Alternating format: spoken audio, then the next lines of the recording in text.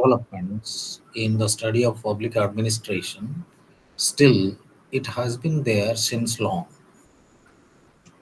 And originally, um, the products of government policy. So, as a study of public policy can be considered or can be understood as a product of government policy forms a significant component in several social science disciplines like political science, public administration, economics, management. So, in different disciplines, actually, the study of public policy acquires importance, or it has been included in the subject matter of so many social science disciplines. So, the disciplines associated with public policy cut right across the old academic lines of demarcation. And indeed, it is this interdisciplinary quality. Interdisciplinary means here the importance of public policy has been felt in different disciplines. That is why we mentioned about the names of these disciplines just a little while before, that is political science, public administration, economics, management, etc. And in this interdisciplinary quality, which makes the field of public policy interesting and thought provoking, is its increasing importance day by day. So, here we shall see that public policy or study of public policy has been quite important during these recent days, and different writers or different authors, they have given their ideas or they have defined the concept of public policy in different terms, even though the spirit of all the definitions may be the same. So, the leading authors or leading writers on public policy, for example, Thomas Dye. Thomas Dye is one of the leading writers on the concept of public policy. According to him, public policy analysis observes these things. Traditional political science studies describe the institutions in which public policy was formulated. But unfortunately, the linkages between important institutional arrangements and the content of public policy were largely unexplored. That means, sorry, so the linkages between important institutional arrangements and the content of public policy were largely unexplored. So here that means different institutions, how different institutions of the state or institutions of the government, they play some instrumental role in formulation as well as implementation of public policy. And those studies were initially not that much explored, or it was remaining unexplored.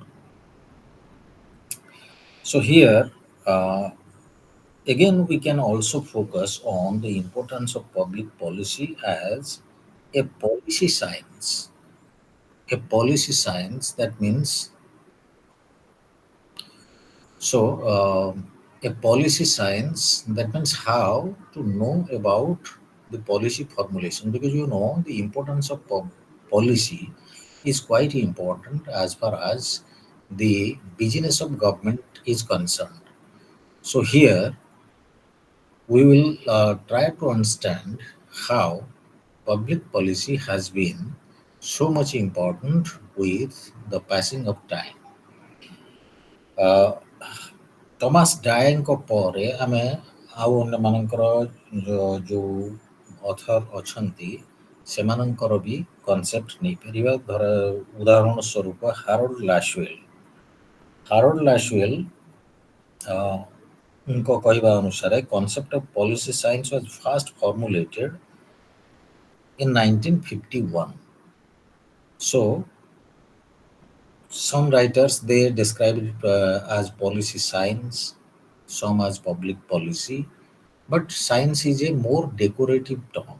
So sometimes we know in social sciences these terms are a little bit loosely used. Whether the use of the term science can be properly fitted here or not, that is also controversial or debatable. And we will have to see how the idea of public policy now became quite important. So public policy रे जो idea of public. So first of all, we will have to see what is actually the importance of the idea of public. जोटा को आमे कहूचे public policy बोली, public कहले actually प्रथमे हमको clear हवा को पड़िबो जे public कौन, तापर policy कौन एवं public policy कौन. So here, these are some of the we can say uh, derivations on the basis of which our understanding of public policy can be little bit complete. So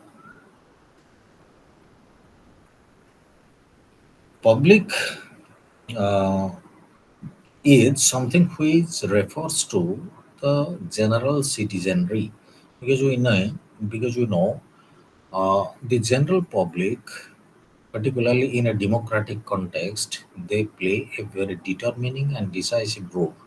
And without ignoring them, public administration or public policy formulation is incomplete or meaningless.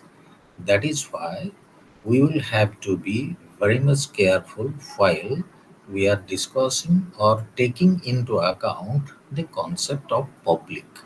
So, in layman's term, we can assume that or we can understand that public refers generally to the general public or the body of citizens or the common masses or the common people. So, here, why people are important? Because people in a democracy are actually the major stakeholders.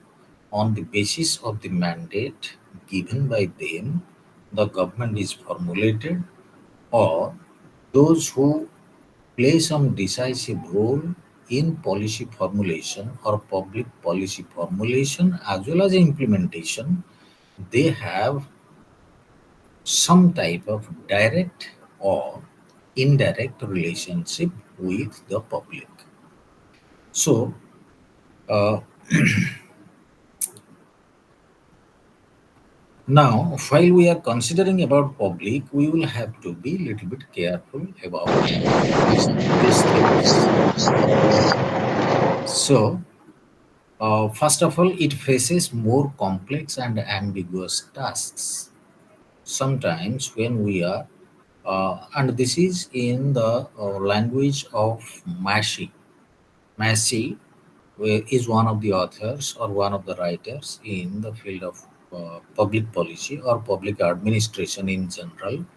So Massey argues that the public sector has 10 key differences from the private sector. That means how gradually we are trying to understand the concept of public.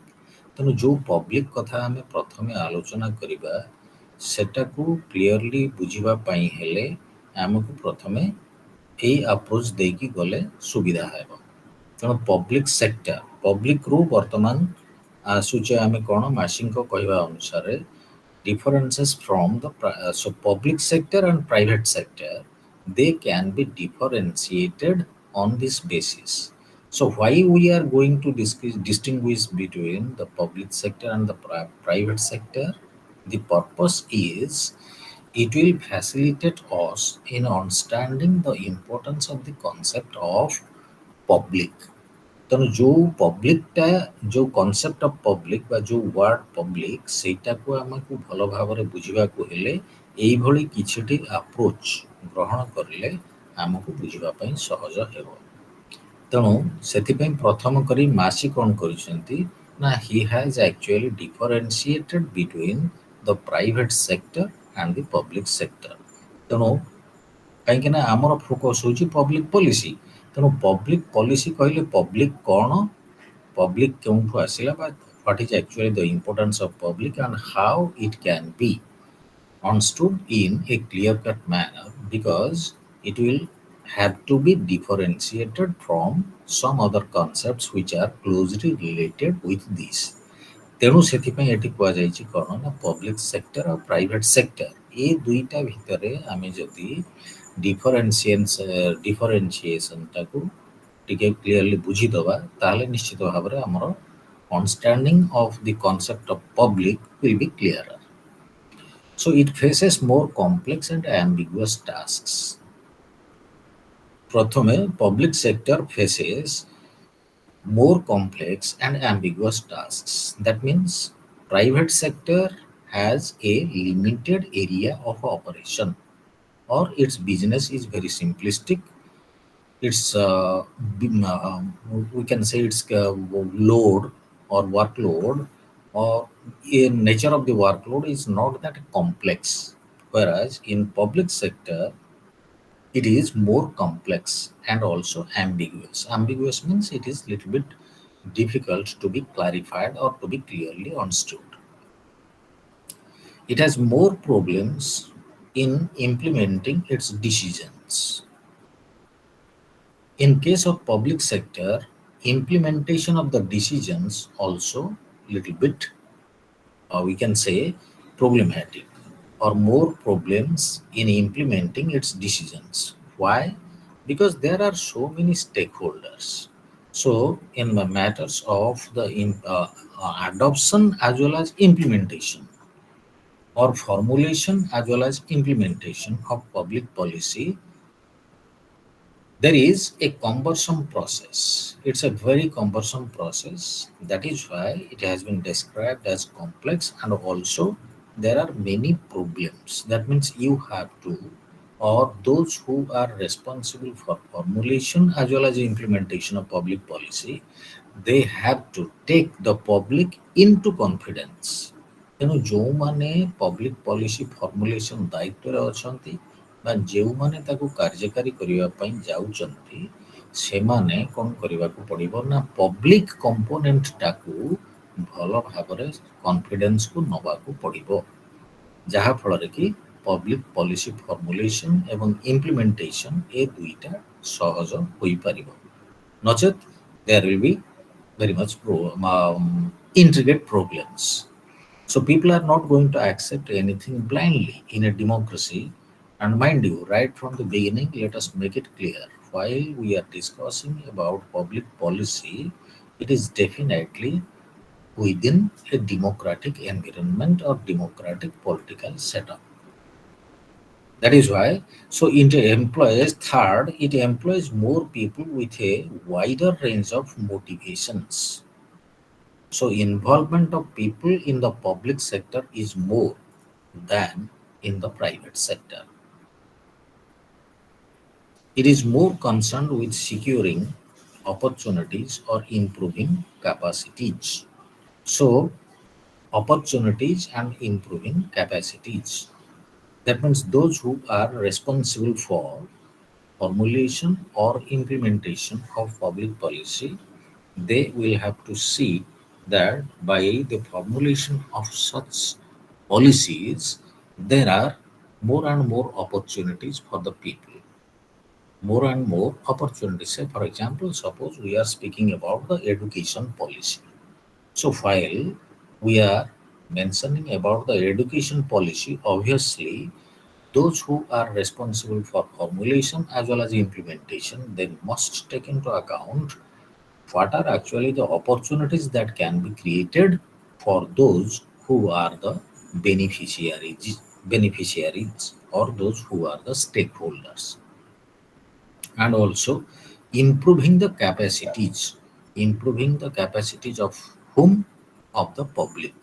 So how the capacity of the public can also be improved?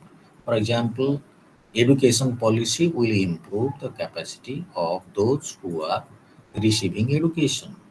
Employment policy will improve the opportunities or capacities of those who will get employment. Or industrial policy. Suppose in case of industrial policy also it improves the capacities of the state, or it improves the capacities of the we can say different steel mills which have been opened in state capacity. ଯେମିତିକି ଆମେ କହିପାରିବା କ'ଣ ନା Rourkela steel plant ସେଟା ଗୋଟେ ହେଉଛି public sector enterprise. Public sector enterprise ସେମିତି ପ୍ରାଇଭେଟ୍ରେ ଆମେ କହିପାରିବା କ'ଣ ନା Tata iron and steel company TISCO. So ତେଣୁ that is the difference in case of Raurkela steel plant. Here their objective is to do something for the people and also for the society. Not only profit motive, but also there is commitment for social welfare. That is why it is improving the capacities. So not only it is business like performance or only focus on the we can say improvement of the capacities, rather also how it can enhance the we can say opportunities or increase the opportunities for the people. It is more concerned with compensating for market failure. So concept of market failure is also there. That means you see in case of public sector enterprises or undertakings, the concept of market failure is very likely there. In case of private enterprises, if there is instance of failure, then there is possibility of close down. But in case of public enterprises or public sectors, immediately there is no possibility of close down if there is continuous loss making. If a particular unit doesn't perform well for a significant period of time, then we can say there is possibility of close down.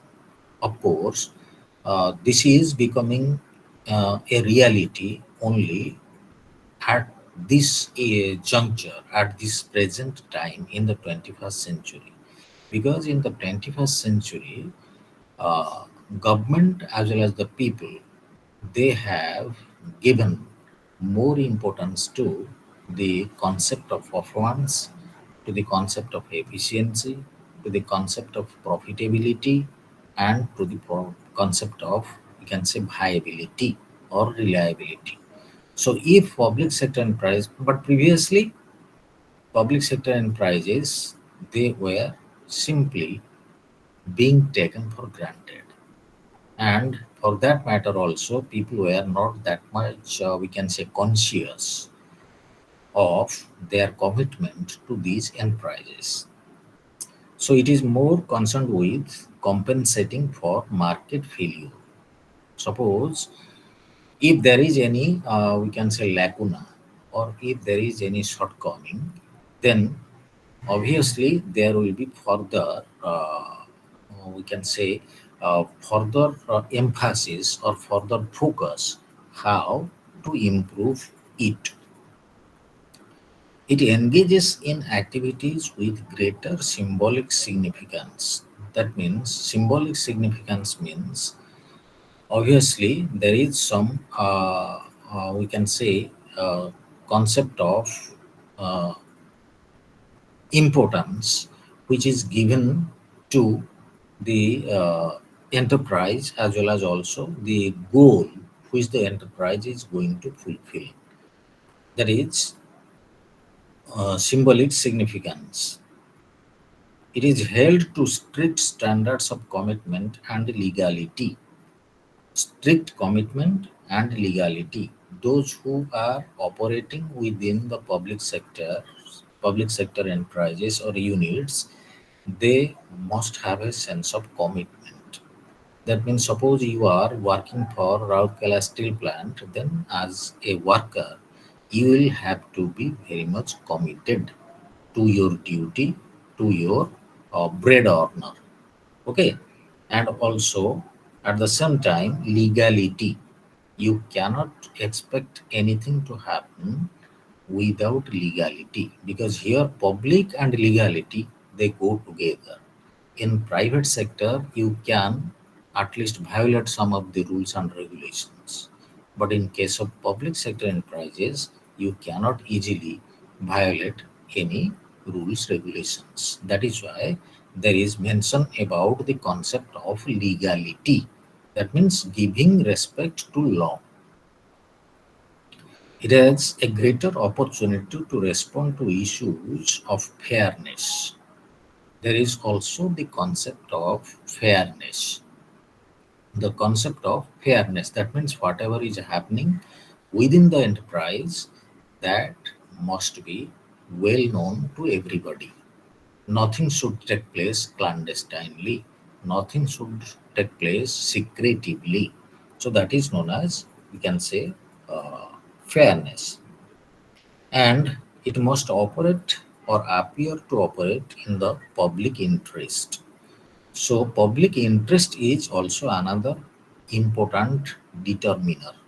So in case of public sectors, or while we are trying to understand the concept of public in public policy, we will have to remember that the primary objective is to serve public interest, or to uh, fulfill public interest. What is actually the people are wanting, or what is the people are expecting to be fulfilled by these policy statements. And it must maintain minimal level of public support. So while we are thinking about different public sector enterprises or public sector undertakings units, then there is some concept of, or some component of public support. That means people also have a sense of support to such type of activities undertaken within a public enterprise. କୌଣସି ଏକ ସରକାରୀ ବା ଯୋଉଟାକୁ ସାର୍ବଜନୀନ undertaking ବା unit ବୋଲି ଆମେ କହୁଛେ, ସେଥିରେ ନିଶ୍ଚିତ ଭାବରେ ପବ୍ଲିକ ସପୋର୍ଟଟା ଦେଖିବାକୁ ମିଳେ, ବା ଲୋକଙ୍କର ସହମତି ବା ଲୋକଙ୍କର ସମର୍ଥନ ସେଟା ନିଶ୍ଚିତ ଭାବରେ ଥାଏ। Now let us try to understand concept of policy. ତେଣୁ ପବ୍ଲିକ କହିଲେ ଉଣା ଅଧିକେ କିଛିଟା ଧାରଣା ଆମେ ପାଇଲେ। ପବ୍ଲିକ କହିଲେ ଏଇ ସବୁ ଜିନିଷ ଗୁଡାକ କଣ ନା, ମୋର କମ୍ପ୍ଲେକ୍ସ ଆଉ ଆମ୍ବିଗୁଅସ୍ ଟାସ୍କ ଯୋଉ କାର୍ଯ୍ୟ ପନ୍ଥା ଗ୍ରହଣ କରାଯିବ ଏତେ ସରଳ ନୁହେଁ, ନିଶ୍ଚିତ ଭାବରେ ବହୁତ ଜଟିଳ କାର୍ଯ୍ୟପନ୍ଥା। ତାପରେ ହଉଛି କଣ ନା, ପ୍ରୋବ୍ଲେମ୍ସ ଇନ୍ ଇମ୍ପ୍ଲିମେଣ୍ଟିଂ ଇଟ୍ସ ଡିସିଜନ୍ସ। ଅତି ସହଜରେ ତାକୁ କାର୍ଯ୍ୟକାରୀ କରିବା ମଧ୍ୟ ସମ୍ଭବ ନୁହେଁ, ନିଶ୍ଚିତ ଭାବରେ ଅନେକ ବାଧାବନ୍ଧକ ବି ଆସେ। ହୁଁ, ଏଇପରି ଇଏ ହେଲା ଯୋଉଗୁଡାକ ଆମେ ଜାଣିଲେ କଣ ନା, concept of public. Now concept of policy. So what is a policy? So like the idea of public, the concept of policy is not a precise term. That means there is no precise idea or precise definition as far as the concept of policy is concerned. Policy denotes, among other elements, guidance for action. Guidance for action. That means it will guide us to do something. ତେଣୁ ଯେତେବେଳେ ଆମେ କିଛି କାମ କରିବା ପାଇଁ ଯାଉଛେ, ତା ପୂର୍ବରୁ ଯଦି ଆମ ପାଖରେ ପଲିସି ହିସାବରେ କିଛି ଥିବ, ସେଇଟା ଆମକୁ ବାଟ ଦେଖେଇଦେବ ଯେ ତୁମେ ଏଇ ବାଟରେ କାମ କର। That is why it is known as guidance for action. That means it will guide the follower to do something, those who are following or implementing the public policy. So it may take the form of, so these are some of the, we can say, associated components with what is known as concept of policy. A declaration of goals. It will declare what the goals are. goals of an organization. Suppose, let us assume a public sector unit, ଯେମିତିକି ମୁଁ କହୁଥିଲି ବା ଯୋଉଟାକି ଆମକୁ ଧରାଯାଉ Indian railways. So Indian Railways, that is also a public sector enterprise. And here public policy is a declaration of goals. ତେଣୁ Railways Department ଯାହା ଗୋଟେ policy decide କରିବ, that is a declaration of goals. ଯେମିତି ଆମେ ଜାଣୁଛେ କ'ଣ ନା ପ୍ରତିବର୍ଷ railway budget ବି present ହେଉଛି. ତେଣୁ ବଜେଟ୍ ବି ଗୋଟେ policy statement.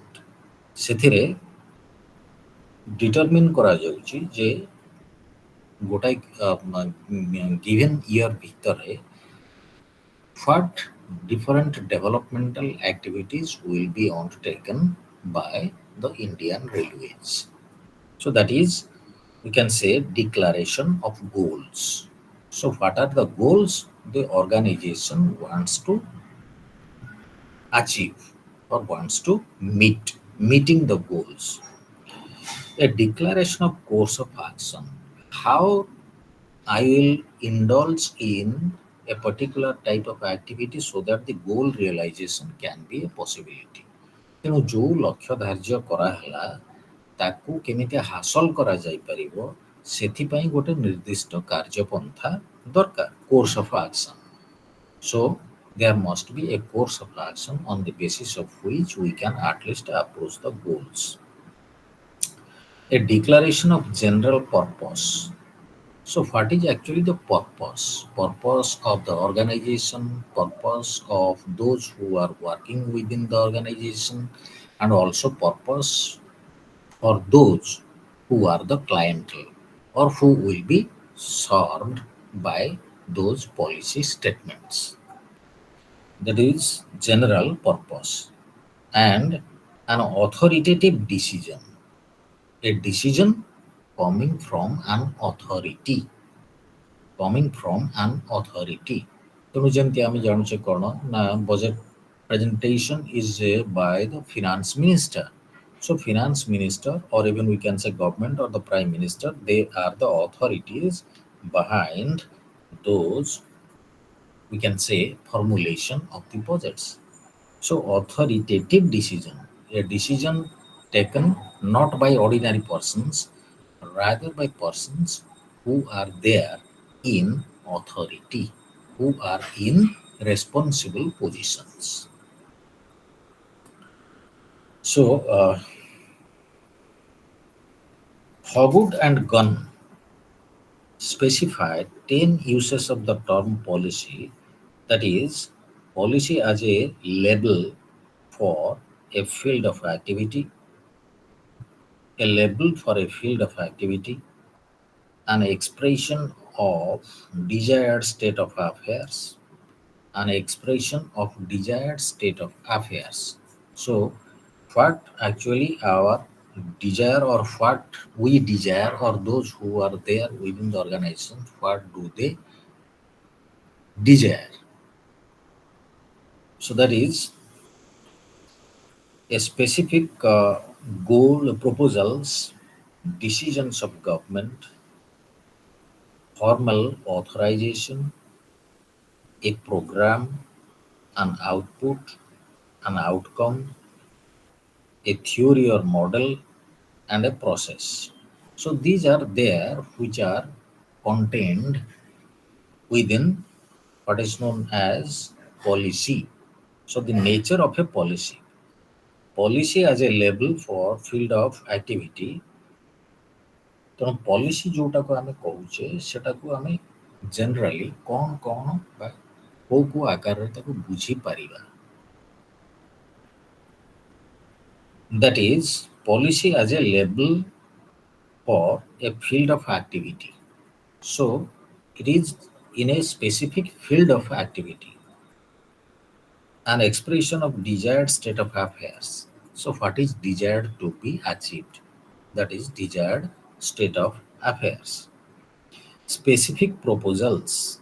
So what are actually the proposals? What is proposed to be done within a given time? Decisions of government, that is also policy. So when we say concept of policy, that also means it is a decision of the government. So coming from the government. Formal authorization. There must be authorization. ଯେମିତି କହିଲେ authoritative, ସେମିତି authority. ତେଣୁ ଯେତେବେଳେ there must be some authorization. Authorization by the government or authorization by the rightful person who is responsible for. ଯେମିତି ଆମେ formal authorisation କ'ଣ କହୁଛେ ନା ବଜେଟ୍ ପ୍ରେଜେଣ୍ଟ ହେବା ପୂର୍ବରୁ ତାର କ୍ୟାବିନେଟ୍ ତାକୁ ଆପ୍ରୁଭ୍ କରିଥିବ. So that is formal authorization. A program ଗୋଟେ ନିର୍ଦ୍ଦିଷ୍ଟ କାର୍ଯ୍ୟପନ୍ଥା, an output, and also it is something which is coming out as an output. That means the ultimate rendering from that organization, from a particular public organization. An outcome. Outcome means what is going to happen after the policy has been implemented. That is outcome. A theory or model. It can also be understood as a theory or a model, and a process. That means through which the task is attempted to be fulfilled. It's a process. So these are some of the implications of, you can say, the concept of policy which we are considering for discussion.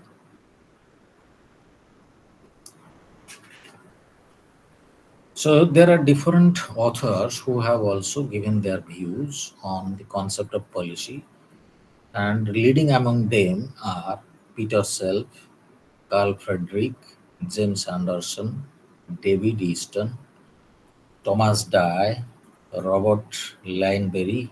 So these are different writers who have also dealt with the concept of policy in different manners.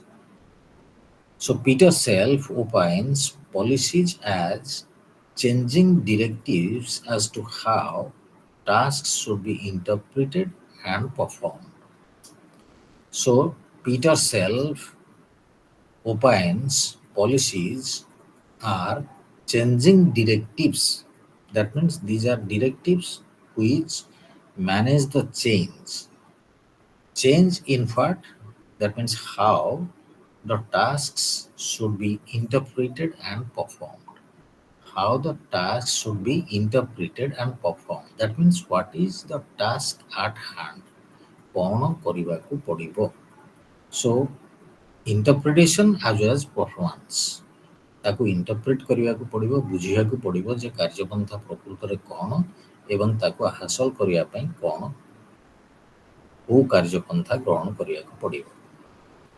So to Charles Jeffrey Vickers, Jeffrey Vickers, policies are decisions giving direction, coherence, continuity to the course of action for which the decision making body is responsible. So it will give a sense of direction, coherence, and continuity. Direction, coherence, and continuity. So in which direction policy is going to be implemented? That is direction, coherence. That means there must be some uh, close relationship in between the different steps to be undertaken within policy formulation and implementation. That is coherence. There should not be any break. It should be a continuum. It should continue in a coherent manner. That is coherence, and also continuity. Coherence and continuity, they are almost similar in meaning. Carl Frederick regards policy as a proposed course of action. So Carl Frederick, he considers that policy is a proposed course of action. Course of action. ଯେମିତିକି whenever we go to do some work, we generally prepare a proposed course of action. Suppose you are going to get a degree. So obviously you will prepare your course of action, how to enroll, how to obtain the study materials, how to take the exam, and how to do well, and finally how to get the certificate. So that is your course of action. Proposed course of action of a person, group, or government within a given environment, providing obstacles and opportunities which the policy was proposed to utilize and overcome in an effort to reach a goal or realize an objective or purpose. So that means there are different obstacles and also opportunities, and all have to be faced with points. They have to be tackled well, they have to be understood properly, and if at all there are any hindrances, what can be done to eradicate or to remove those hindrances, and how the best outcome of the policy can be realized. So, that is the ultimate aim or ultimate end of those who are responsible both in formulation as well as implementation of public policy. Similarly,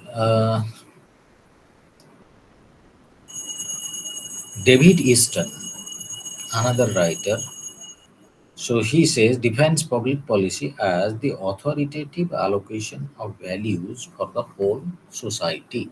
Authoritative allocation, that means allocation which will be made by some authoritative persons. Authoritative allocation করো না, if something is being done by the prime minister, if something is being done by the chief minister, if something is done by the governor, these are known as authoritative. Or simply we can say also whenever something is being done by the government, that is also authoritative allocation of values. So this is, according to David Easton, authoritative allocation of values for the whole society.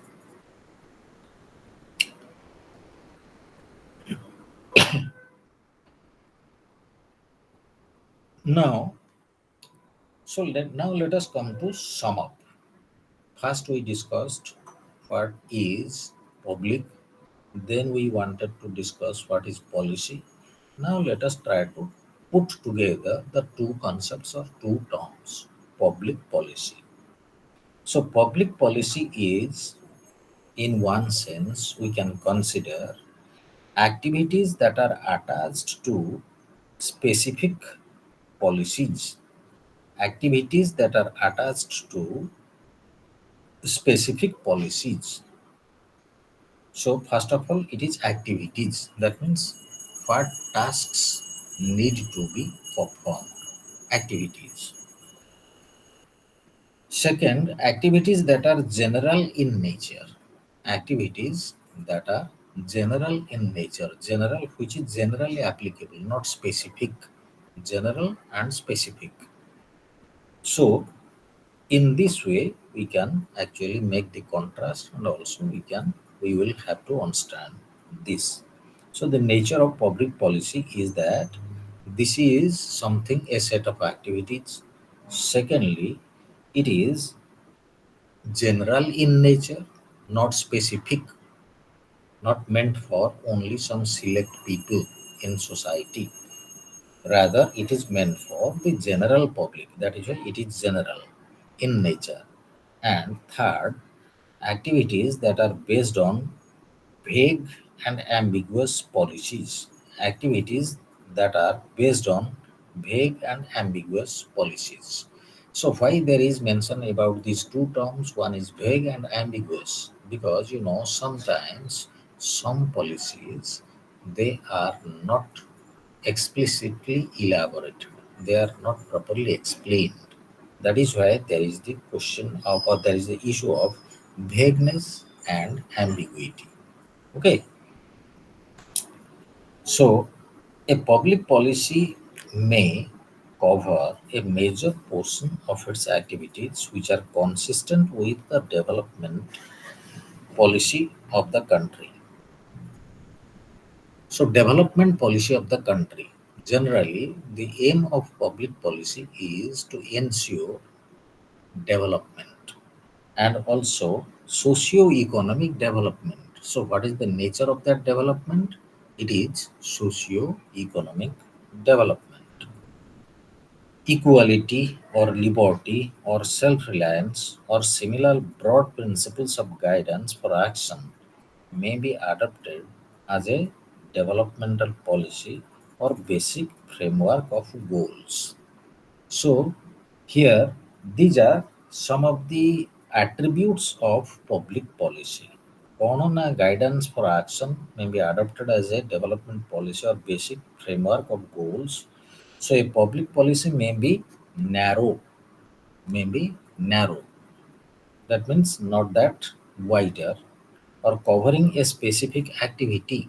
Suppose your defense policy, that means it is only meant for the defense ministry or defense establishment of the country.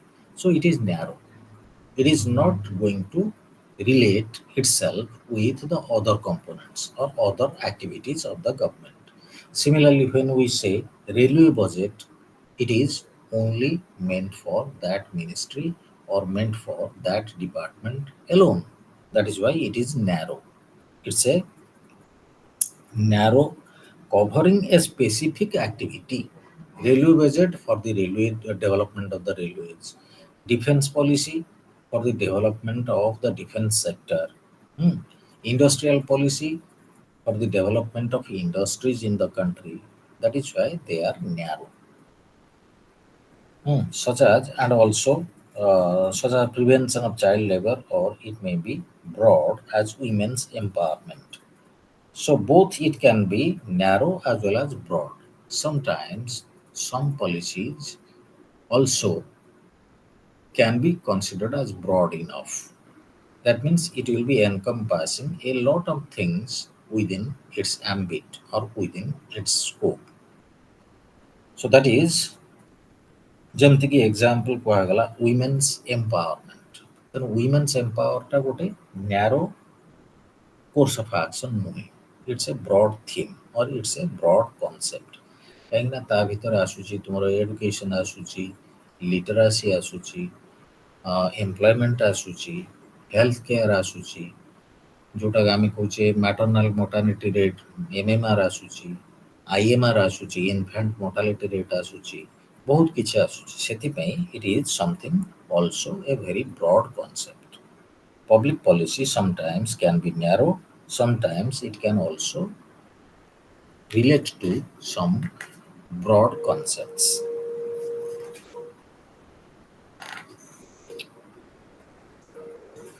So now in policy making and decision making. So here in this context, you will have to be little bit careful in understanding the difference between the two. So policy making is closely related to decision making. That means whenever we are going to formulate a policy, we are trying to decide on something.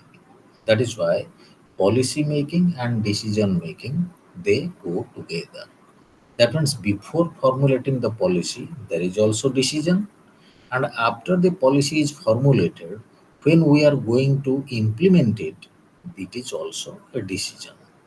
So is closely related, policy making is closely related to decision making. However, it is not the same as decision making, but there is a very thin difference between the two. So policy making does involve decision making. That means decision making is there in policy making, but every decision doesn't necessarily constitute a policy. So every decision doesn't constitute a policy. Okay, policy and decision. Policy is something when after it has been accepted, after it has been decided by those who are responsible in different capacities. So, decision making often involves an identification of a problem. Decision making. Suppose you are going to decide uh, what will be your course of action within the family. Then that has to be, that is a so decision making often involves an identification of a problem. First of all, you will have to identify what is the problem. A careful analysis of possible alternatives. So, if my problem is unemployment, then what are the possible alternatives? Suppose my problem is unemployment, and in order to solve that problem, what alternatives I can take as course of action? I hear some message that my voice is breaking. Of course, it is, as I understand, it is beyond my control. Suppose, maybe perhaps because of some electronic problems or communication problems, network problems. So I apologize for that, but we are all, of course, myself, I can say I am a generalist. Simply, I am following the instructions and trying to engage the class as per the instructions. If voice is breaking, then it is not in my capacity to sort it out, to solve it. Okay, so please try to bear with me. If there is any other, or if it is possible to be eradicated, then I will consult the appropriate technical persons, and then I will uh, correct my approach or try to rectify my approach in the subsequent classes. Okay, all total we are having 8 classes in order to complete this paper constituting 24 units. So if we are going to complete 24 units in 8 sessions, then obviously 3 units are there for each session. Sorry, each session there are 3 units.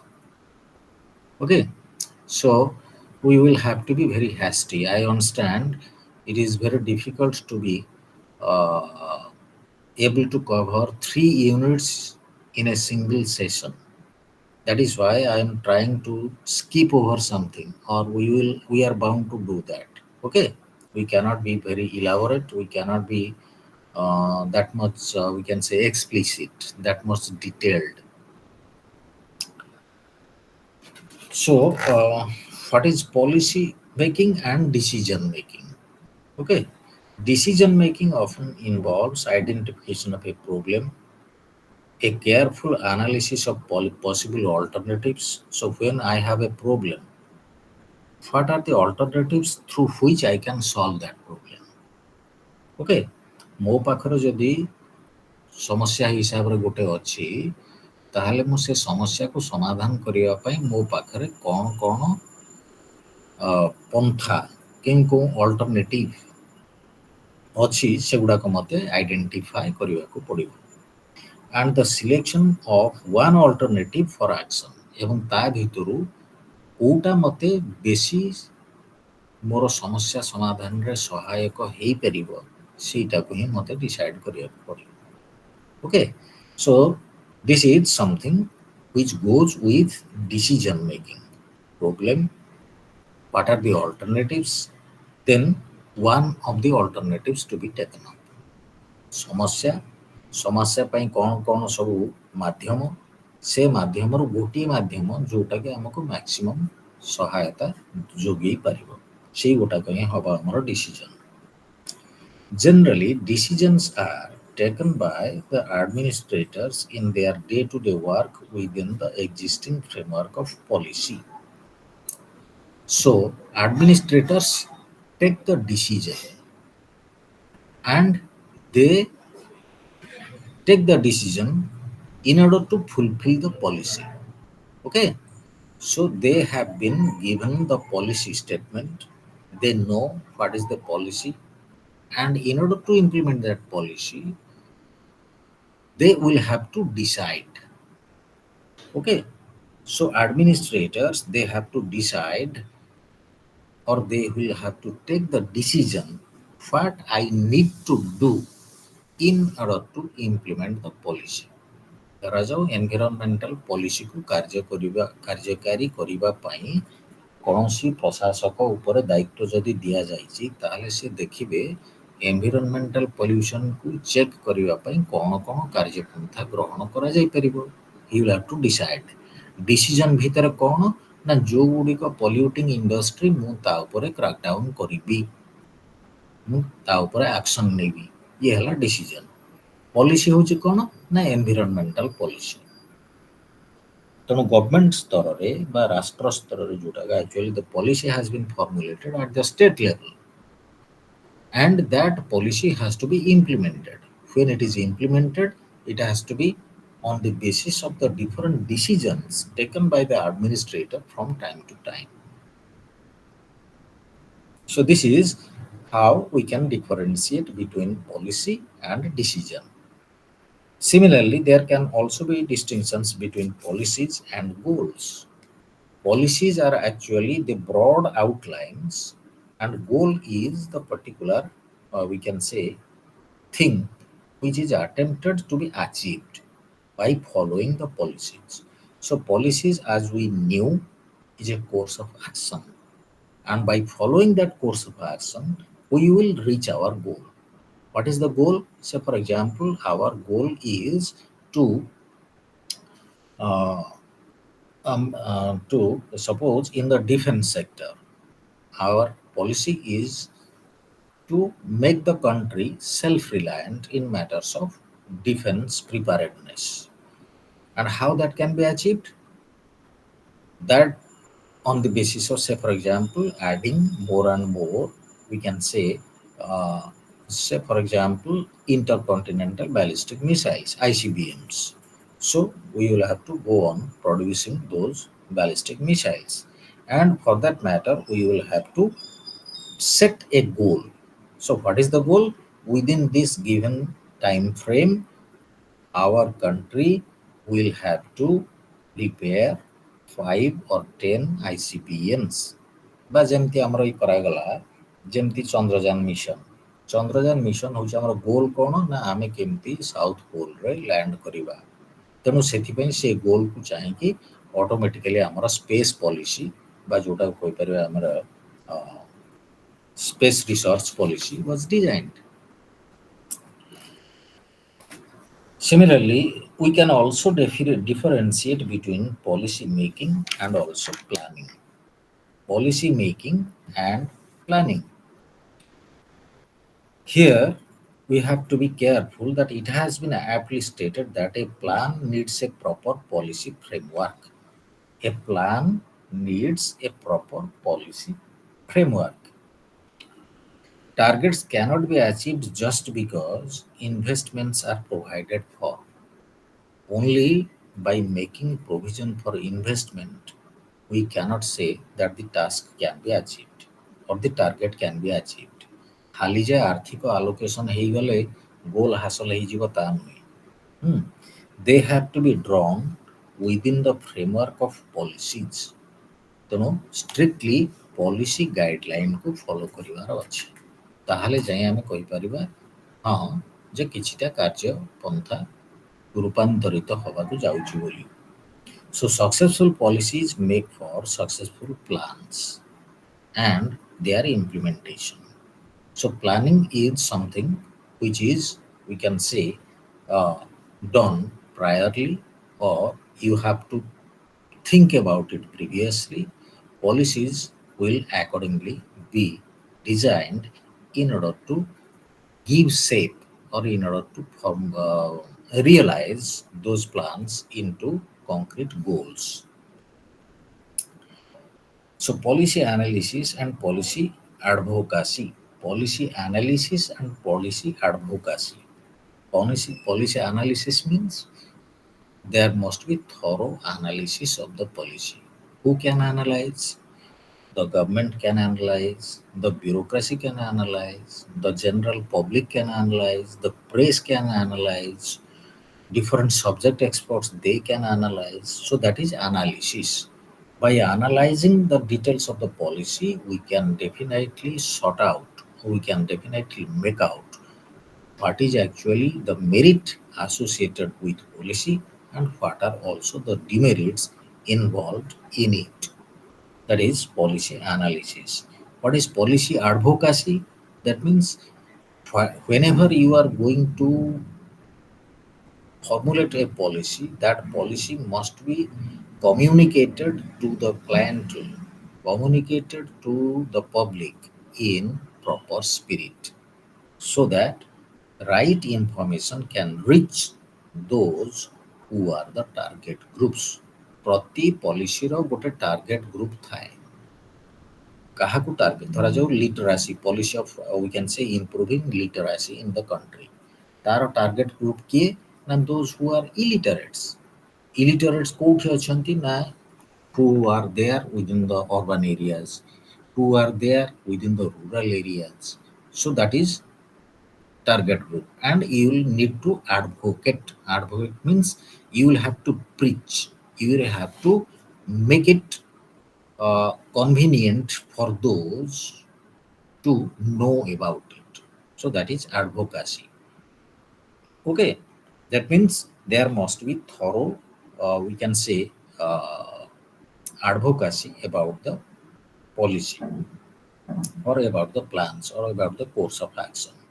So when you advocate properly, then automatically people come to know about those policies in details. Advocacy ଯେମିତି ଆମେ କହୁଛେ କ'ଣ ନା ଧରାଯାଉ ଯେଉଁମାନେ लिटरासी promotion रे ଯେଉଁମାନେ କାମ କରୁଛନ୍ତି ସେମାନେ କ'ଣ କରୁଛନ୍ତି ନା ଆଡଭୋକାସି ଇଜ୍ ଅଲସୋ ଦେୟାର ରୋଲ୍। ଆଡଭୋକାସି କ'ଣ ନା କୌଣସି ଗୋଟେ ପଲିସି ସପକ୍ଷରେ ସେମାନେ ଯାଇକି ବୁଝେଇବା ବା କହିବା, ଦ୍ୟାଟ୍ ଇଜ୍ ପଲିସି ଆଡଭୋକାସି। ତେଣୁ ଯେଉଁ ପଲିସି ଧରାଯାଉ ଆମେ ନେଇଛୁ birth control policy, so whether it is good for the health and hygiene of the people, whether it is good for the economy of the country or not, all these things they need to be explained in a very clear cut manner. So that is, we can say, policy advocacy. Similarly, there is also policy analysis and policy management. Policy analysis and policy management. Analysis means we will have to analyze the policy in a threadbare manner. So when we analyze a policy in a threadbare manner, it helps us in giving a complete idea about that policy. And what is policy management? That means how those who are the authoritative implementers of policy, they have to implement it properly. Management, they have to manage it properly. That means that is something which happens at a later stage. And here, according to DROR, policy analysis deals with the substantive examination of policy issues and the identification of preferable alternatives, in part with the help of systematic approaches and explicit methods.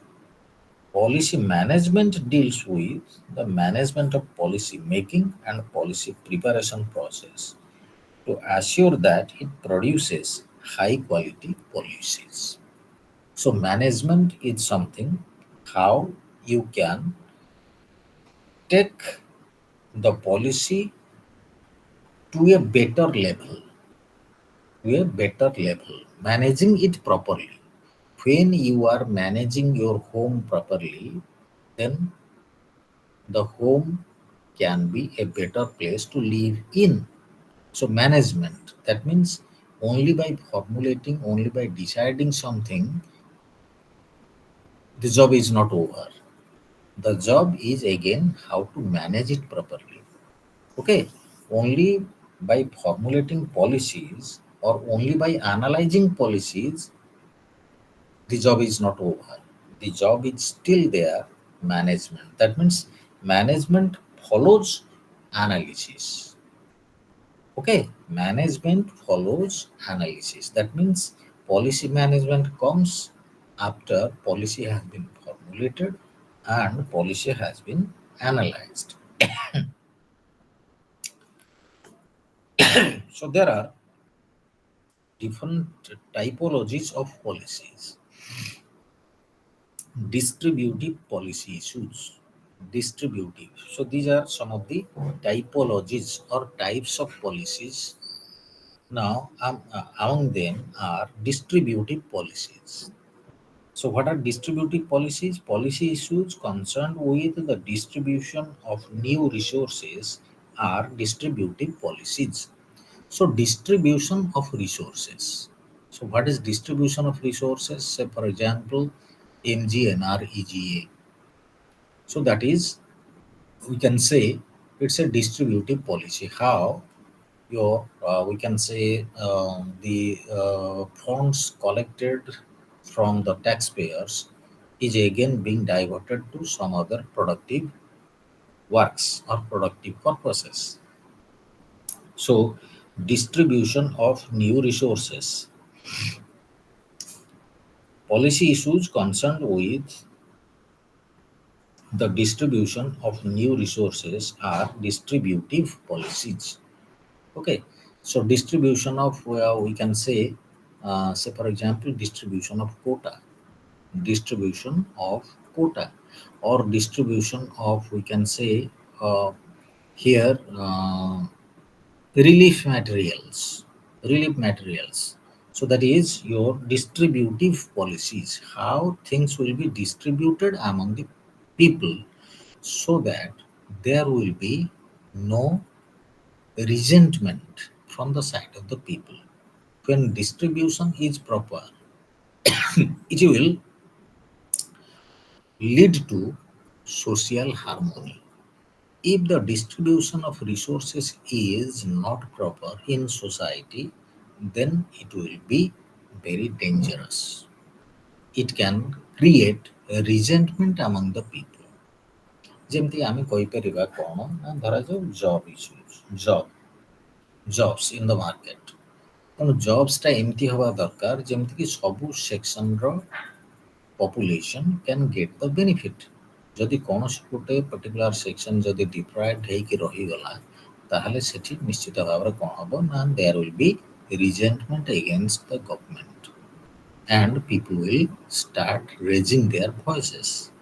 Similarly, ଯୋଉଟାକୁ ଆମେ କହୁଛେ କ'ଣ ନା ଯେମିତି distribution of our PDS, public distribution system. That is also an example of distributive policy.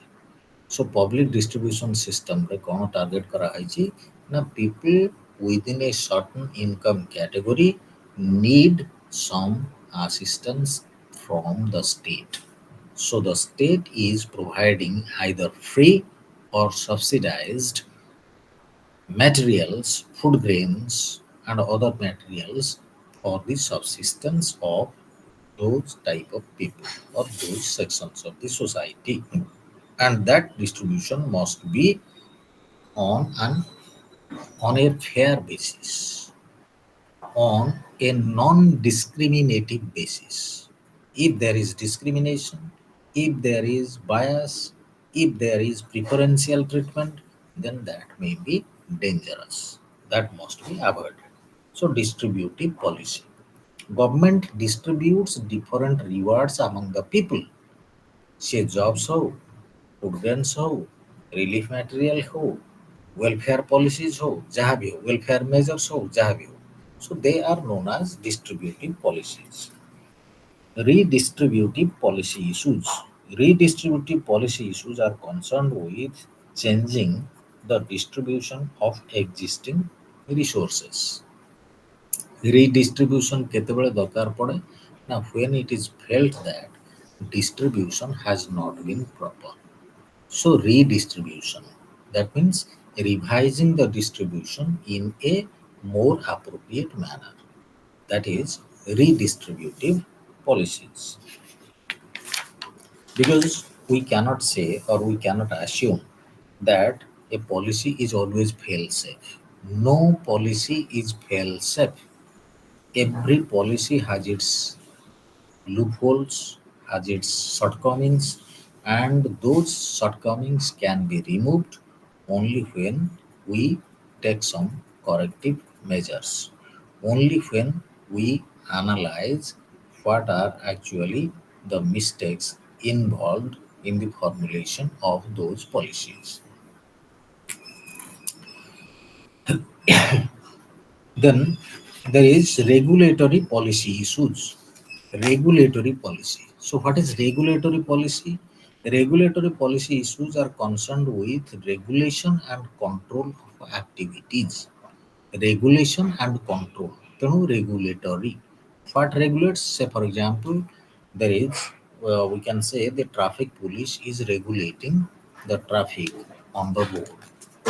Okay, so that is a small example in order to understand the regulate nature of regulatory policy. Similarly, there are also regulations uh, which are uh, regulated by, say, for example, your birth control measures. That is also a regulatory policy. Or we can say campaign against smoking. That is also a regulatory policy. It is going to regulate your behavior. That is regulatory policy issues. Constituent policy issues. Constituent policy issues are concerned with the setting up or reorganization of institutions. Constituent policy. So, this is something which is related with the institutions. How the institutions are to be designed. Suppose government wanted to scrap the old planning commission and reconstitute a Niti Aayog. So that is constituent policy that can be considered as a constituent policy. That means that policy was intended to give some refurbished institutions, reoriented institutions. That is constituent policy. Conflict policy issues. What is conflict policy issues?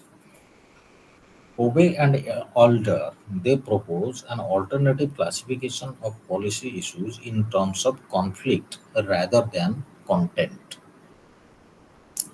Their focus is on the way in which conflict is created and managed.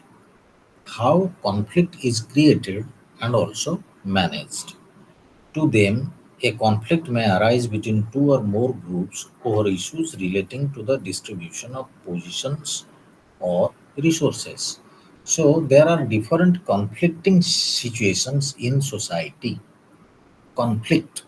Conflict arises. Say, for example, suppose you're um, uh, granting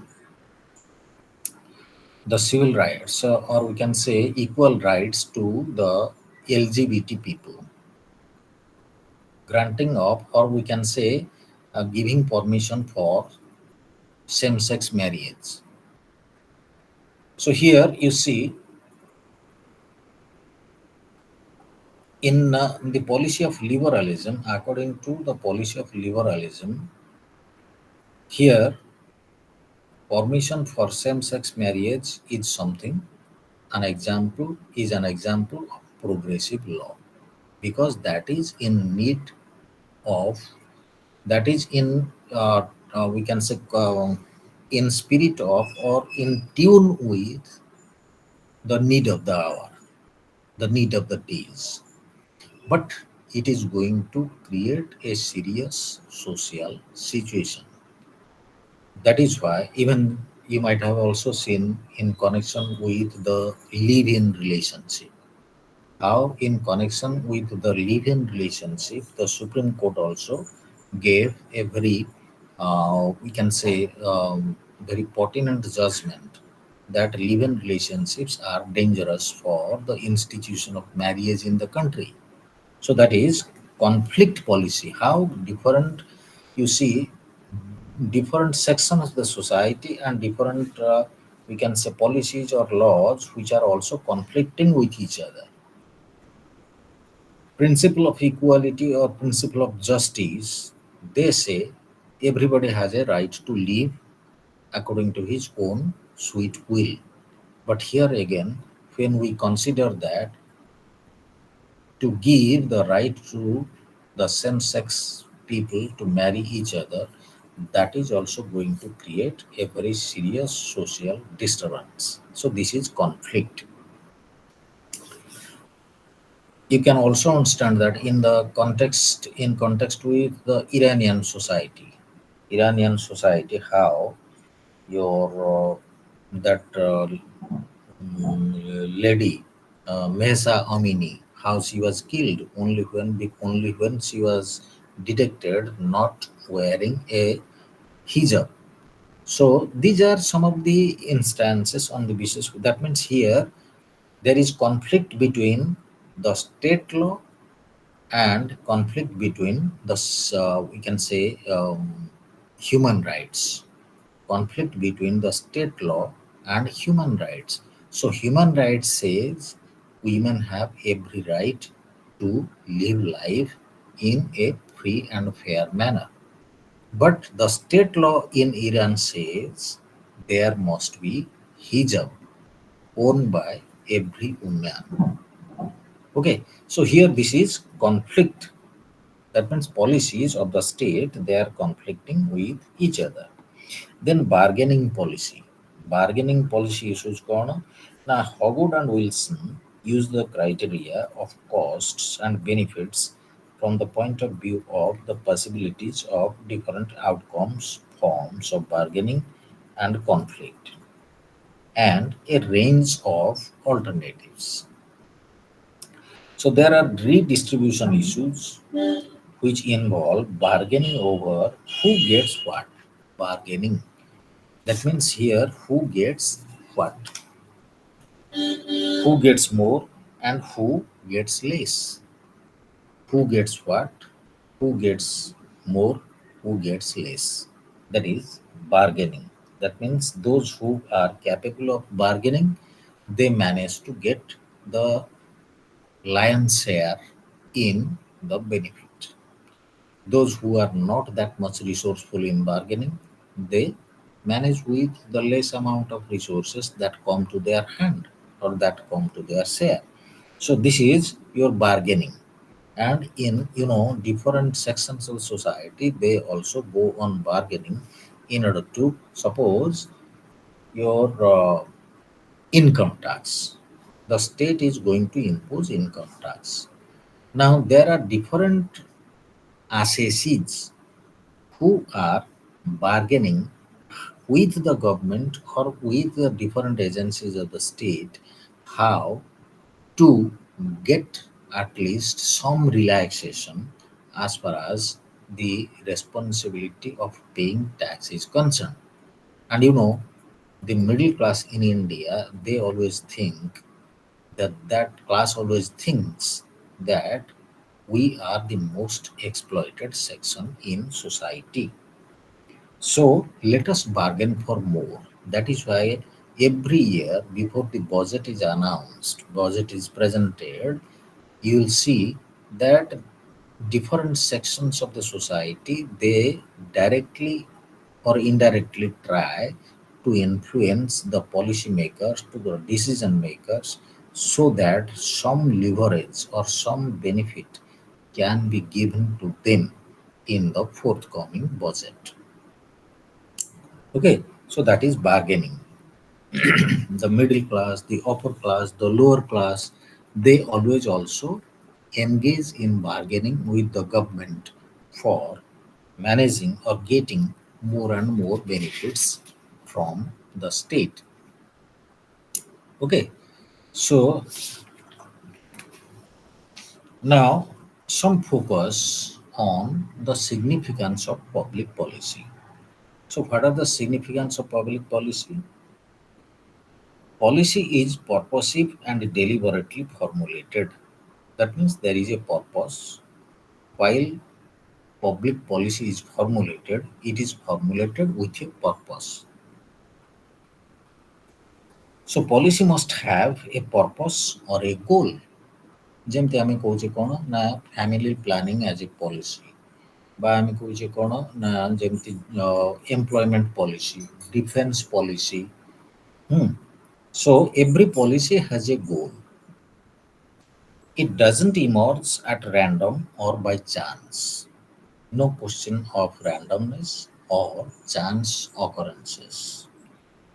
Once a goal is decided, the policy is devised in such a way that it determines the course of action needed to achieve the goal. So once there is a decision that yes, this needs to be done within this given time, then the course of action follows. ସ୍ଥିର ହେଇଗଲା ଯେ ନାଇଁ ଆମେ ଏଇ ବର୍ଷରେ litre ରାଶିକୁ 65 ରୁ 75% କୁ ନବା ମାନେ ତାପରେ ଆରମ୍ଭ ହେଇଯିବ କାର୍ଯ୍ୟପନ୍ଥା. Okay, course of action. ତେଣୁ ଗୋଲ୍, କୋର୍ସ ଅଫ୍ ଆକ୍ସନ୍ ବା ଡିସିଜନ୍. ସେକେଣ୍ଡ ହେଲା a policy is well thought out and is not a serious or discrete not a series of discrete decisions. So policy is a well thought out goal, well planned. Sufficient thinking goes into the formulation of policy. A policy is what is actually done and not what is intended or desired. Simply, there is a distinction: what is actually done and what is intended or desired. It is not the question of your intention or your desire which is going to be fulfilled within the policy framework. Rather, it is something which is, we can say, this is something which is well thought out, and also it is based on concrete preparation or concrete policy making or concrete planning. A policy is what actually done and not what is intended or desired. What is actually done, actually what is going to happen within a given framework or given setup. A statement of goals doesn't constitute a policy. Simply by stating these goals doesn't make a policy. Okay. So policy is a conscious statement, not randomization of goals. ଏଣୁ ତେଣୁ କିଛିଟା ଏତିକି ମୋର ଲକ୍ଷ୍ୟ, that is not a policy. Policy ହେଉଛି କ'ଣ ନା a serious thought goes into it, a determined course of action. ପ୍ରକୃତ କାର୍ଯ୍ୟପନ୍ଥା କ'ଣ କରିବ, କେମିତି କରିବ ଏବଂ ସେଥିପାଇଁ ଆର୍ଥିକ ପ୍ରାବଧାନ କ'ଣ ରହିବ, ଏଇ ସବୁ ଜିନିଷକୁ ମିଶେଇକି ଆମେ କହିପାରିବା ଯେ that is policy. So policy also delineates a time frame in which its goals have to be achieved. Within a time frame, policy has to be fulfilled within a given time frame. You cannot say that you can stretch the policy to any time period or any length of time. It's not like that. That is why it is always limited by time. ଯେମିତିକି ଆମେ କହୁଛେ କ'ଣ ନା annual budget, annual plans ବା 5 year plans ତ ଏବେ ନାହିଁ ଆଉ. So policy also delineates a time frame in which its goals have to be achieved. ଗୋଟେ ନିର୍ଦ୍ଦିଷ୍ଟ ସମୟ ସୀମା ଭିତରେ କୌଣସି ଗୋଟାଏ ଲକ୍ଷ୍ୟ ହାସଲ କରିବା ପାଇଁ ପଲିସିଟା ଉଦ୍ଦିଷ୍ଟ. Policy follows a defined course of action in a sequential order. So there is a sequential order, step by step. Okay. So in a step by step manner, the goals or the tasks are achieved. Formulation, implementation, monitoring, evaluation. So these are the general steps in a policy framework. କ'ଣ ନା ପ୍ରଥମେ ହେଲା formulation, how to formulate the policy, how to prepare the policy. Then implementation, that means putting the policy into action, that is implementation. Implementation ପରେ ଆସିଯାଉଛି monitoring, how to coordinate or how to control, how to administer, that is monitoring. Finally ଆସୁଛି କ'ଣ ନା evaluation. Policy ଆମେ କରିଥିଲେ ଏଇଆ, କାର୍ଯ୍ୟକାରୀ ହେଲା ଏଇଆ, ପ୍ରକୃତରେ ତାକୁ ଇଭାଲୁଏଟ୍ କଲେ ପ୍ରକୃତରେ ପଲିସି ତାର ଲକ୍ଷ୍ୟସ୍ଥଳରେ ପହଞ୍ଚିଛି ନା ନାହିଁ, ଦ୍ୟାଟ୍ ଇଜ୍ ଇଭାଲୁଏସନ୍। କାହିଁକିନା ପ୍ରତି ପଲିସିର ଇଭାଲୁଏସନ୍ ବି ଦରକାର। ଇଭାଲୁଏସନ୍ ହେଉଛି କ'ଣ ନା ଗୋଟେ ପଲିସି ଠିକ୍ ରୂପେ ଯେଉଁଥିପାଇଁ ଉଦ୍ଦିଷ୍ଟ ଥିଲା ସେ କାର୍ଯ୍ୟ ଗ୍ରହଣ କରିପାରିଲା, ସେ କାର୍ଯ୍ୟ ହାସଲ କରିପାରିଲା କି ନା, ଦ୍ୟାଟ୍ ଇଜ୍ ଇଭାଲୁଏସନ୍। ବୁଝିହେଉଛି ନା ନାହିଁ? ଧରାଯାଉ ଆମେ କହିଲେ କ'ଣ ନା unemployment rate in the country is nearly about 8%. So we will have to bring it down to 7%. So you formulated a plan or policy, you did some work on that. Finally, you will again evaluate whether the target which we had fixed has been actually achieved or not. So that is evaluation. କାହିଁକି ନା ଆମେ ଗୋଟେ ଲକ୍ଷ୍ୟ ରଖିଲେ ଗୋଟେ କାର୍ଯ୍ୟ ହାସଲ କରିବା ପାଇଁ, ସେ କାର୍ଯ୍ୟଟା ହାସଲ ହେଲା କି ନ ହେଲା ତାକୁ ଇଭାଲୁଏଟ୍ କଲେ ଜଣାପଡ଼ିବ, ତାର ମୂଲ୍ୟାୟନ କରିଲେ ଜଣାପଡ଼ିବ ଯେ ପ୍ରକୃତରେ ପଲିସିଟା କାର୍ଯ୍ୟକାରୀ ହେଇପାରିଲା କି ନା।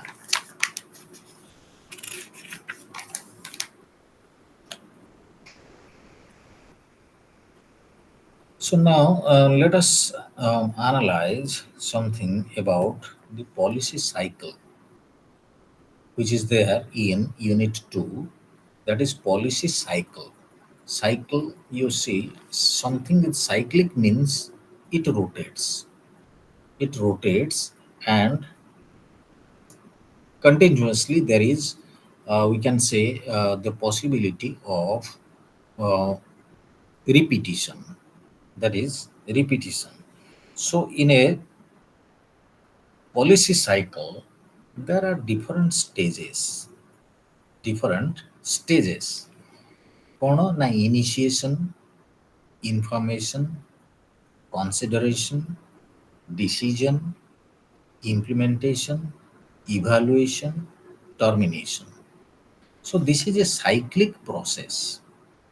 That is why it is stated as policy cycle. Okay. By the 1980s, a number of elements were identified by scholars to map the stages of the policy process. What are the stages? Different stages in the policy process, thereby helping to structure its analysis so that the analysis can be easier. Okay. And these are the stages. First, that is initiation. That means starting the work. Initiation means starting the work or beginning the work. Then information, collection of information. So you want to collect the information from different sections so that your policy formulation can be safe and sound. Gathering the information.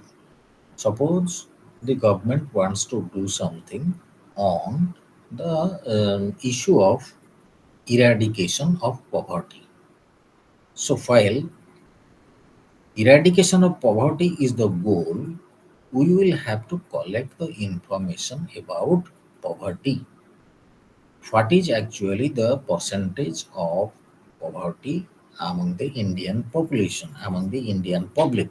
So that is known as, we can say, information. You have to collect the information.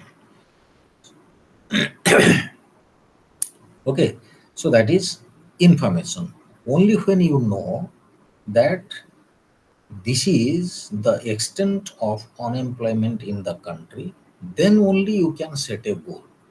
ଯଦି ଆମେ ଜାଣିଲି ଯେ ଅନଏମ୍ପ୍ଲୟମେଣ୍ଟଟା ଆମର କଣ୍ଟ୍ରିରେ ହେଉଛି କ'ଣ ନା 10%, ତାହେଲେ ଯାଇକି ଆମେ କ'ଣ କରିପାରିବା ନା ଆମେ ସେଇ ଅନୁସାରେ ଗୋଟେ କିଛିଟା ଗୋଲ୍ ସେଟ୍ କରିବାକୁ ପଡ଼ିବ, ଯାହାଫଳରେ କି ସେଇ ଗୋଲ୍କୁ ଆଚିଭ୍ କଲା ପରେ ଆମେ କହିପାରିବା ଯେ ଆମର କାର୍ଯ୍ୟପନ୍ଥାଟା ଠିକ୍ ଭାବରେ କରାଯାଇପାରିବ। ଇନଫର୍ମେସନ୍ ପରେ ତେଣୁ ପ୍ରଥମ ହେଲା initiation, That means starting the work, beginning the work. Second hela collection of information. Third hela consideration. You have to consider the pros and cons, good, bad, right, wrong, possible, impossible. That is consideration. How far, what is actually the available resources with us, whether within these resources it is possible to target the goals, achieve the goals or not. Consideration. Then decision. After considering so many alternatives, you will arrive at a particular decision. ଗୁଡ଼ାଏ ଜିନିଷ ଆଲୋଚନା ସମାଲୋଚନା କରିଲା ପରେ ତାପରେ ଆସିବ କ'ଣ ନା ନିଷ୍ପତ୍ତି, ଯେ ନାଇଁ ଏଇ ଜିନିଷଟା ଆମେ କରିବା। Then ଆସିଲା implementation. So after you have taken the decision, that decision has to be implemented or translated into action, put into practice. Then comes evaluation. After implementation, then there is evaluation. You will have to evaluate how far we have been successful in achieving the target, or how far the policy taken by us, formulated by us, has been successful or not. That is evaluation. And lastly, termination. So, whenever a policy is found to be unsuccessful, that policy needs to be terminated, cancelled. ତେଣୁ ଯେଉଁଟା ଆମକୁ ଠିକ୍ ରୂପେ ଫଳ ଦେଇପାରିଲା ନାହିଁ ତାକୁ ଆମକୁ cancel କରିବାକୁ ପଡ଼ିବ। That is termination. ବୁଝୁଛ ନା ନାହିଁ? ଧରାଯାଉ ଅନେକ ବେଳେ କ'ଣ କରାଯାଉଥିଲା ନା ଯେତେବେଳେ Mrs Gandhi was the Prime minister, at that time her son Sanjay Gandhi had followed a very controversial practice. What is that controversial practice?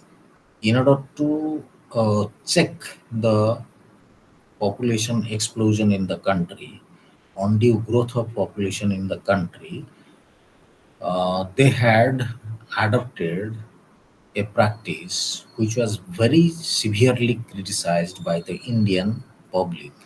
That was compulsory sterilization. Compulsory sterilization. So, if such type of components are there within the policy, such activities they need to be terminated. They need to be terminated, cancelled. So the different writers they have dealt with this policy cycle in different terms. Now I will request you all to go through the study material which can be helpful in understanding it. So here our approach is definitely very sketchy. We are being very selective. We cannot be elaborate, that you understand and also I am convinced.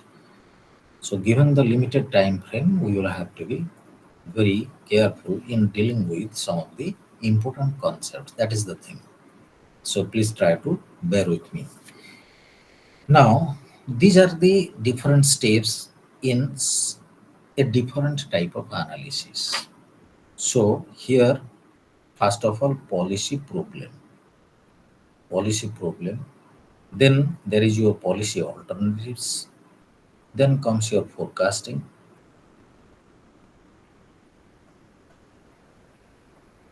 Then your policy selection,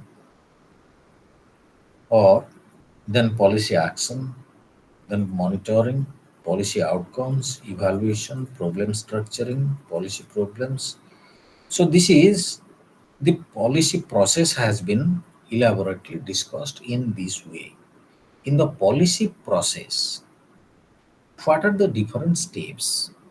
So in the policy process, policy action or policy problem is one step. Then there is, we can say, policy actions. Policy actions, then comes your policy selection, then forecasting, then policy alternatives, and along the other path there is your monitoring, policy outcomes, evaluation, problem structuring. Policy problem, first of all, you know the problem, pinpoint the problem, identify the problem. Then you indulge in the action, policy action. Policy action can lead in, we can say, in a dual way. In one type or in one direction, it means policy selection. That means you will have to select what your policy is. Then there is some forecasting. You will have to forecast how far your policy is going to help or ameliorate the problem you have taken up for analysis or study or eradication. Then policy alternatives, different alternatives. If I decide to do this, what may be the consequence? If I decide to do the second alternative, what can be the consequence? If I go for the third choice, what can be the consequence? That is alternatives. Analyzing and evaluating the alternatives, policy alternatives. Similarly, there is also monitoring.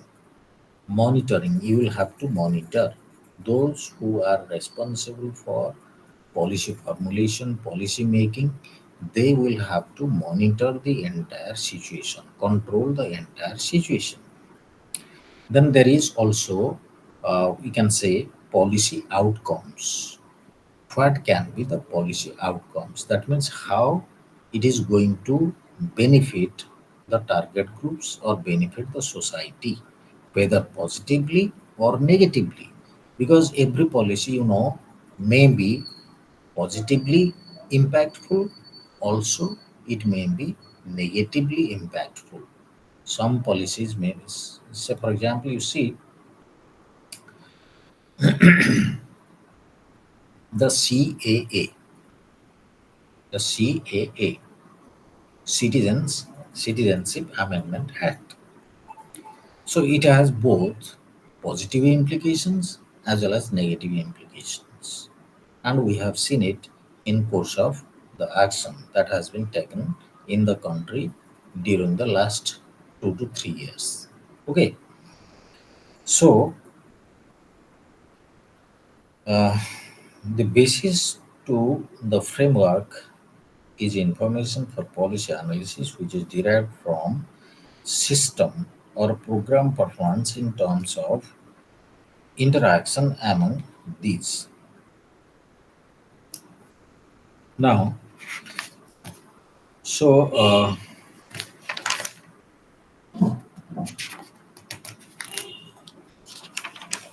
here we shall see the inputs which indicate needs and demands, processes concerning the provision of services for long-term care, outputs in terms of the use of services and costs of care, outcomes which identify the end results of certain courses of action. So, on the basis of one type of analysis, we shall see that the policy process involves these type of approaches. Arpita Sahu has raised a hand.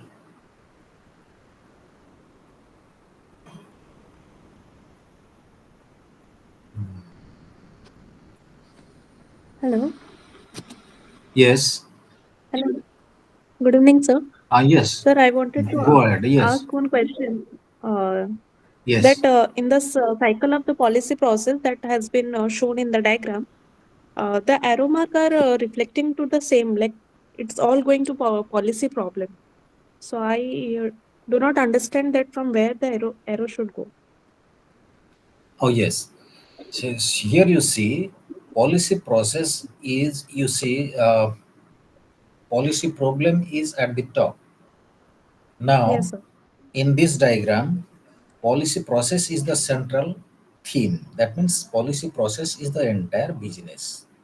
And while we are trying to understand policy process, here we formulate the Yes, sir. policy problem then problem also leads to action, and both problem and action, they mutually contribute to the whole policy process. You mark the arrow, from policy Mm. problem it is downwards, and also from policy action it is upwards.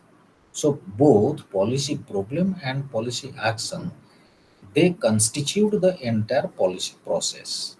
Now, policy action along one direction leads to monitoring, outcomes, evaluation, problem structuring. In another direction, it leads to, because it both can be possible, either this way or that way. So, policy action again can also leads to policy selection, forecasting, and alternatives. Okay, so here policy Okay, sir. action can lead to policy selection. That means when we are starting the work or starting the act, obviously there can be some choices. That means there may be multiplicity of choices, and out of those, we will have to focus on some selected items for action. That is policy selection. So you will have to select one among the alternatives. Then there is also, it leads to forecasting. Those who are responsible for policy formulation as well as implementation, they also follow this practice of forecasting. Forecasting means that they can predict. They may predict what may be the possible outcome of these different courses of action which have been followed. And then it can also lead to policy alternatives. So there can be, yes, and similarly, along the other direction, there is also, we can say, policy action No, sir, can please lead, continue. huh. So policy actions can also lead to monitoring. Monitoring means here that is a control mechanism. Control mechanism by those who are responsible for implementation of the policy. And this monitoring will again lead to what is known as your policy outcomes. Policy, that means what ultimately results from the implementation of the policy. After the policy has been implemented, what is actually the possible outcome, whether the policy has been successful or otherwise. Then on that basis, we can also make an evaluation. Ultimately, that evaluation will help us in problem structuring. That means how again to approach the problem. If the problem could not be solved effectively, then we can restructure or redesign it. So that will be possible only after we make an evaluation. Evaluation means we will have to examine to what extent the courses of action taken by us, taken by the policy implementers, have been successful in achieving the desired results. So that is actually this is the cyclic process, and that is the diagram which I have understood this way, and I wanted to explain the way in which I have understood it. Okay. Okay, sir. Sir, even I want to ask you one question that even the scholars that is written, Yes. so we can take the name in examination, we can write the scholar's name or we can just write normal. Scholars means those authors who have commented on different ideas or definitions. Yeah, definitions that they have said, anything regarding to this. Yes, yes, that will be very authentic. So if you take the names, uh, then that will be very effective, because in social sciences, if you do not give credence to your answer, then that may not be that much impressive. So when you are citing the authors, uh, it is really impressive, and that also gives more substance to your answer. So you are advised to at least uh, remember the different important concepts in association with the names of the authors who have been responsible in giving those ideas or giving those concepts or giving those definitions. Okay, I sir. have actually skipped those only because there is not enough time. Okay, so I am skipping over many things because there is shortage of time. That is the thing. Otherwise, you simply I put it just a little while before that if we are going to cover 24 units in 8 sessions, then roughly or exactly 3 units to be covered in one session. From that, you can imagine how hasty we will have to be. ତେଣୁ ଯେତେବେଳେ ଆମକୁ ଏତିକି cover କରିବାକୁ ପଡ଼ିବ ସେଇଥିରୁ ସହଜରେ ଆମେ ଅନୁମାନ କରିପାରିବା ଆମେ କେତେ ଡିଟେଲ୍ସକୁ ଯାଇପାରିବା କି ନା okay Yes, sir. Okay. so that is why I am just picking up or taking up those concepts which need to be focused little bit uh, analytically or seriously. Okay, sir. So, huh. So inputs which indicate needs and demands, processes concerning the provisions of services for long-term care. Now, uh, outputs in terms of the use of services and costs. Here, inputs means while we are considering the question of inputs in connection with public policy, that means whatever is going into the administrative machinery as the we can say as the criteria or as the information available from the society or from the market or from among the clientele. So that is inputs. In suppose the government is going to do something on the poverty issue. So what can be the inputs on the issue of poverty? Inputs means, say for example, in India, at least 30% of the people are coming under the BPL category. So this is one of the inputs. Similarly, what is actually the gravity or the nature of their poverty? Hmm. Or what at least can be done, say for example, whether it is job employment or it is wage employment. So there are different mechanisms or different alternatives which can be considered as inputs which indicate needs and demands. What is actually the need of the hour? Unemployment, what is actually needed to be done? We need to do something to eradicate unemployment. That means to generate employment. So, how employment generation can be possible? So, these are inputs. That means taking something into the system so that the system will analyze those inputs and on that basis, the final outcomes or the uh, response will be in the nature of outputs, how the system is going to respond to a particular problem at hand. That is output. Process concerning the provision of services for long term care.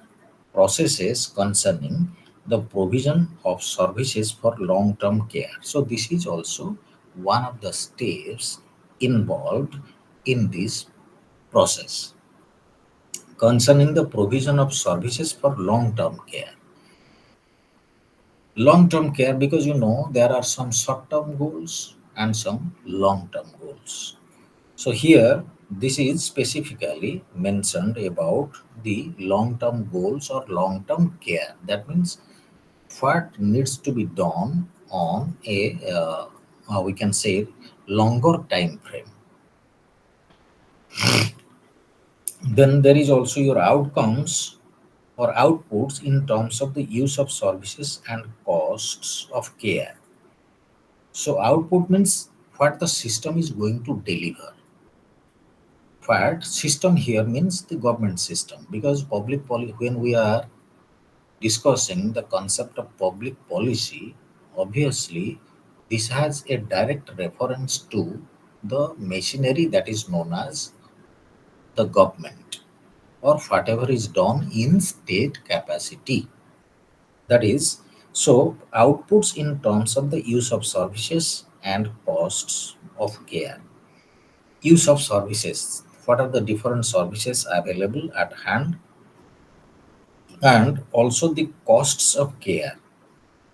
If any caring intervention has been taken up, what is the cost involved? Because any caring approach or whatever actually the system does, uh, that also needs a cost. Every administrative action is is associated with a cost. Without any financial provision, without any financial allocation, no task in government can be possible. So that is the thing. And outcomes which identify the end results of certain courses of action. So outcomes which identify the end results of certain course of action.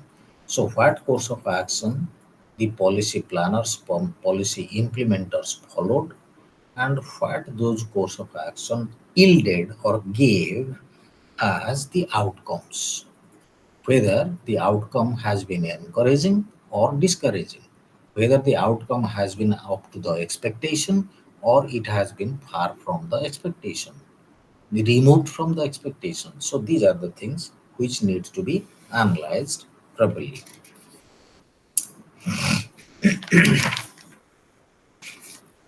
Now, so determining alternatives for policy choice.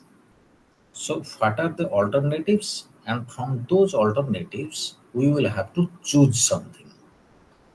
When we are given with some alternatives, we will have to choose a particular course of action. We cannot split our attention. That is the thing. So if we have 10 alternatives, we cannot focus on all of them, because by that way we will end up in futility. We will not be able to achieve any of our goals. That is why we will have to choose from among the given alternatives. Okay, so determining alternatives for public choice, sorry, for policy choice. Now, in the case of one example has been given here, that is the pollution of the Ganges. Consider the following possibilities. So, what can be the possibilities? Abattoirs in some areas of the river might be granted rights by the government to clean water. Abattoirs means those who occupy some patches of land very close to the river, very close to the river bank. And those abattoirs, they sometimes are given the right by the government to clean water. So this is one alternative. That means government will fix a responsibility on the abattoirs that you have to do cleaning of water in this capacity or within this given time frame. So that is one. The government would then have the right to sue a polluter. So when the government made it clear that the abattoirs will have to undertake cleaning of the water, any violator will definitely be punished. ତେଣୁ ସରକାର କ'ଣ କଲା ନା ଦାୟିତ୍ୱ ଦେଇଦେଲା ଯେ ଯେଉଁମାନେ ତମେ ଅଛ କୂଳବର୍ତ୍ତୀ ନଦୀ କୂଳବର୍ତ୍ତୀ ଅଞ୍ଚଳରେ ଅନେକ ଜମି ଅକ୍ତିଆର କରିକି ଅଛ, ତୁମକୁ ଦାୟିତ୍ୱ ଦିଆଗଲା ତମେ ନିଶ୍ଚିତ ଭାବରେ କିଛି ନା କିଛି କ୍ଲିନିଂ କରିବ, ୱାଟର କ୍ଲିନିଂ କରିବ। ଆଉ ତା ଭିତରେ ଯିଏ ଭାୟୋଲେଟର ଆସିଲା ତାକୁ ସିଭିୟର ପନିଶମେଣ୍ଟ ଦିଆଯିବ। So the government would then have the right to sue the polluter। ତେଣୁ ପ୍ରକୃତରେ ଏତକ ୱାର୍ଣ୍ଣିଂ ଦେଲା ପରେ ବା ଏତକ ରେସ୍ପନ୍ସିବିଲିଟି ଫିକ୍ସ କଲା ପରେ ଜଣେ ଯଦି ପୁଣି ପଲ୍ୟୁସନ୍ କରୁଛି ତାହେଲେ government has every right to punish the polluter। ये one alternative। ତେଣୁ ପଲ୍ୟୁସନ୍ ଅଫ୍ ଦ ଗ୍ୟାଞ୍ଜେସରେ ଯଦି ଆମ ପାଖରେ ଇସ୍ୟୁ ହେଲା କ'ଣ ନା pollution of the Ganges. Pollution of the ଗ୍ୟାଞ୍ଜେସକୁ ଟ୍ୟାକଲ୍ କରିବା ପାଇଁ ଦିଜ୍ ଆର୍ ଦ ଅଲ୍ଟରନେଟିଭ୍ସ। ଏଠି ଦିଆଯାଇଛି ଆମର ଧରାଯାଉ ଚାରୋଟି alternative.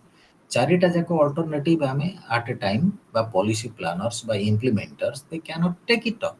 Show they will have to pinpoint some choices। So the second ହେଲା କ'ଣ the government may require the industrialists concerned and cities and town dwellers concerned to stop dumping waste and untreated sewage into the river।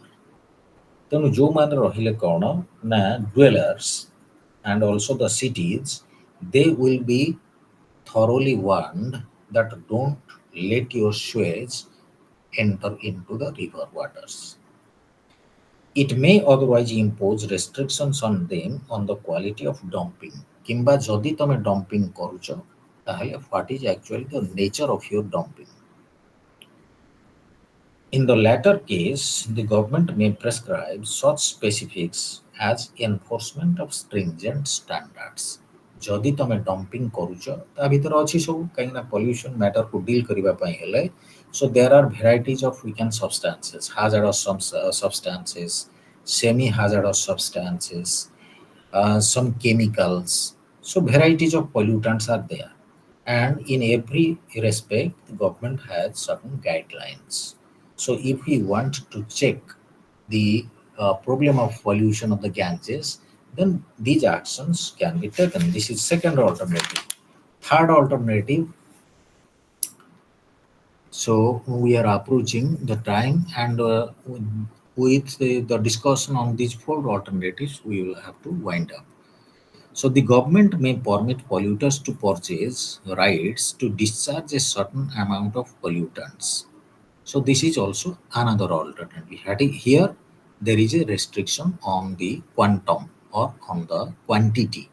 So discharge certain amount of pollutants, not recklessly, not unlimited। So if you are polluting, then let there be a limit। That is also another alternative। Polluters may be required to pay effluent charges। So if you are releasing some effluent to the river, then you will have to bear some charges. You will have to pay some fines। This is another alternative। The state government or the local authority itself can directly undertake the work of cleaning and removing the pollutants and other dump। So this is another alternative। So out of these alternatives, those who are responsible, they will have to pinpoint their choice। They will have to decide actually which will be the best alternative available so that our course of action will yield the maximum result। That is the thing। Okay, so this is almost time now, so please allow me to leave you। Thank you for your Thank you, patience। sir. Thank you, thank you all।